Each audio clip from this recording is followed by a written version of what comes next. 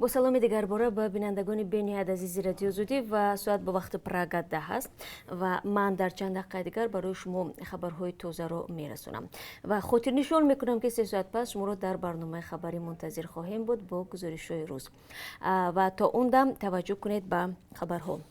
مقامات ضرری سوختاری بزرگ در شهر توسی ولایت ختلان رو بیش از 4 میلیون سومانی حساب کردند. سوختاری روزی 24 می دهها دکان رو به کام خود کشید و به صدها تاجر زیان رسانده بود. جباری غفور رئیس نویه شهر توس به رادیوی آزادی آن زمان گفت که انداز رو کمتر میکنند و مسئله پرداخت قرضهای بانکی تاجران رو بررسی خواهند کرد. همچنین رئیس نویه وعده داد که اداره توجیک مطلوبات در مدت کوتاه بازار رو از نو می‌سازد و اگر در این رابطه یگان خبری تازه شد ما برای شما خواهیم گفت. وکیلان مجلس نمایندگان تاجیکستان با قبول یک سند معیار انداز از ارزش علاوه شده و یا NDS را برای بیمارخانه‌های خصوصی کم کرد. نمایندگان بعضی از بیمارخانه‌های خصوصی میگویند باج و اندازهای گران همان و مانع رشد کارشان است و به دستگیری بیشتر نیاز دارند. از این پیش این نگرانی وجود داشت که انداز بلند مانع پیشرفت و کار بهتری بیمارخانه‌های خصوصی شده است. طبق تغییر علاوه‌های اخیر به کدکس انداز معیار انداز از ارزش علاوه شده برای بیمارخانه‌های خصوصی از 18% به 5% کاهش داده شد. تاکنون معیار پرداخت 5% انداز از ارزش علاوه شده تنها در بیمارخانه‌های دولتی عمل می‌کرد و حالا در ستاندن این نوع مالیات بیمارخانه‌های خصوصی به دولتی‌ها برابر کرده شدند. شکایت از گرانی اندازها و بودجه گمرکی نه تنها در بخش طبی خصوصی بلکه در دیگر سوهای مهم اقتصاد از جمله تجارت و صاحبکاری نیز بارها صدا داده است. مقامات در پی نگرانی‌ها از نظام پیچیده و گران اندازبندی در کشور پیوسته تاکید میکنند که با اصلاح کدکس انداز فعلا در بررسی است، سبکی‌های برای بخش خصوصی پیش بینی خواهند کرد. حرفی که بعضی‌ها به عمل شدنش خوشبینند ولی گروه چندان به آن باوری ندارند. دادگاه در مسکو یک شهروند تاجیکستان شهریار اودینایف را که به شرکت در زدوخورد گروهی میان تاجیکان و قرغیزها متهم میشد از تالار دادگاه آزاد کرده است. در این باره از پلوس از قول وکیل مدافع او شوکت عمرов خبر میدهد. وکیل گفته است از تالار دادگاه رها نمودن مهاجر در تجربه دادگاه روسیه کم سابقه است. به نقل او 6 آگوست سال گذشته در طرفخانه در مسکو زدوخورد گروهی بین زدگان تاجیکستان و قرغیزستان به عمل آمد. پلیس از محل حادثه همه را به شوب برد. با سبب‌های ناروشن مهاجران قرغیز را آزاد کردند و تاجیکان را بازداشت نمودند. نسبت 7 زاده تاجیکستان با مدعی اوبوشی پرونده باز شد. در بین آنها شهریار اودینایف 25 ساله نیز بود که در این قهوه‌خانه کار میکرد. شوکت عمرов میگوید اودینایف آن شب در جای کار نبود و تنها بعد جنجال به آنجا آمد ولی پلیس او را همراه دیگران با خود برد.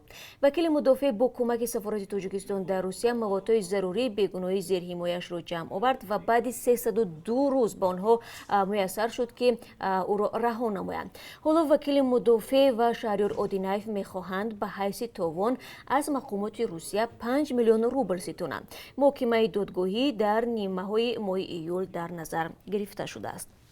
سر از امروز در ازبکستان پروازهای بین الخلقی دوباره به راه مانده می شوند. پروازها اساساً با کشورهای برقرار می شوند که وضع معتدل بهداشتی و اپیدمیولوژی دارند. این تصمیم را کمیسیون ویژه جمهوری ازبکستان قبول کرده است. ورود و خروج به افراد زیر اجازت می شود. کارمندان نمایندگی دیپلماتی و کنسولگری کشورهای خارجی و اعضای خانواده آنها، متخصصان شرکت‌های خارجی که در ازبکستان فعالیت می کنند، کسانی که قصد طبابت دارند، افرادی که نیت دیداربینی نزدیکان بیمارشان را دارند، کسانی که توسط ازبکستان قصد سفر به کشورهای سوم را میکنند، افراد خارجی که در ازبکستان قید جای زیست دارند. بجز این از ازبکستان همچنین می شود برای تحصیل و یا کار به کشورهای دیگر پرواز کرد. پروازهایی که از ژاپن، کره جنوبی و چین به ازبکستان انجام می شوند سبز عنوان دادند و کسانی که از این کشورها وارد ازبکستان می شوند از کارانتین آزاد هستند. پروازهای اتحادیه اروپا، مالزی، تایلند و سینگاپور زرد عنوان و مسافران این کشورها 14 روز به کارانتین خانگی گرفته خواهند شد. پروازهای امارات متحده عربی، ترکیه، ایران، افغانستان، روسیه و کشورهای باقی مانده سرخ بها داده شده. مسافران این سمت‌ها به کارانتین حتمی فرا گرفته می شوند. бо гаронтар шудани қимати маводи ғизоӣ дар Туркманистон фурӯши ин маҳсулотро барои мардум бар асоси дастурамали махсус ба роҳ монданд. Бино ба гузориши хабарнигори радиои Озодӣ дар Туркманистон, ҳар як хонавода дар ҳар маҳалла дафтарчаеро мегирад ки он ҷо теъдоди аъзои оила ва нишонии хонаи онҳо навишта шудааст. Ба гузориши вебсайти мустақили Туркмен News, ҳар вақте ки узви аз ин оила аз мағозаи давлатӣ маводи хӯрока харид сабт мешавад. Хабарнигори радиои Озодӣ дар вилояти Балкан рӯзи 11 июн гузориш дод ки харид бо дафтарчаи махсус 3 ё 4 рӯзи пеш дар чанде аз шаҳрҳои Туркманистон аз ҷумла шаҳри Балканобод маркази вилоят оғоз ёфтааст. Онҳое ки дафтарча надоранд наметавонанд аз мағозаҳои ҳукуматӣ бо қимати арзонтар орду биринҷ, равғану шакар ва картошка бихаранд. Туркманистон ки яке аз кишварҳои пӯшидатарини ҷаҳон ба ҳисоб меравад, дар чанд соли ахир шоҳиди болоравии қимати маводи хӯрока ва норасоии ин мавод шудааст. Дар бозорҳои кишвар ҳар гуна маҳсулоти хӯрока ҳаст, вале бино бар гаронии онҳо на ҳама аз мардуми оддии туркман онро харида метавонанд. раёсати кумитаи амнияти миллӣ дар вилояти Суғ ду сокини ноҳияи Бобоҷон Ғафуровро дастгир карданд. Боздошти онҳо дар пай як рейд сурат гирифта. Азизҷон Пулотфи 19 сола ва Абдухолиқ Тоҷибоеви 33 сола ба нигоҳдошт ва фурӯши гӯшти вайроншудаи истеъмолаш барои саломатӣ хатарнок муттаҳам мешаванд. Ба қавли манбаъ, ҳангоми аз назаргузаронии манзили яке аз онҳо ба миқдори 2 тоннаву 350 кило гӯшти кирмкардашудаи калаи чорво ки барои фурӯш нигаҳдорӣ мешуд ошкор шудааст. Тоҷибоев гуфтааст ки ин миқдор гӯштро барои омода кардани сихкабоб ва самбуса ба харидорони деҳоти шаҳри Конибодон ва ноҳияи Бобоҷон Ғафуров мефурӯхтааст. Барои ба фурӯш гузоштани 700 килои он бошад, ба шаҳри Душанбе Азизҷон Пулотов машғул шудааст.